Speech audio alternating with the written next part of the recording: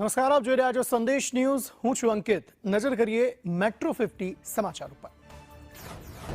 કોડીનારના વેલણમાં સમૂહ લગ્ન દરમિયાન પરસોત્તમ સોલંકીએ સમાજના યુવાનોની પડખે ઊભા રહેવાનું વચન આપતા કહ્યું કે જરૂર પડશે તો તમારા માટે ધોકો પણ હું ઉપાડીશ. ગીર સોમનાથના કોડીનારના વેલણ ગામે યોજાયેલા સમૂહ લગ્નમાં પરસોત્તમ સોલંકી મુખ્ય અતિથિ તરીકે હાજર રહ્યા હતા. જાહેર મંચ પરથી સંબોધન કરતા તેમણે સમાજના દીકરા દીકરીઓને કોઈ પણ મુશ્કેલીમાં સાથ આપવાની ખાતરી આપી હતી. ભાષણ તો બધા રાજકારણીઓ કરતા, બધા વાતો કરી અને ભાગી ગયા અને એમાંનો હું નથી. જરૂર પડે ને ત્યારે ધોકા દેવો પડે તો હું ધોકા દઉં.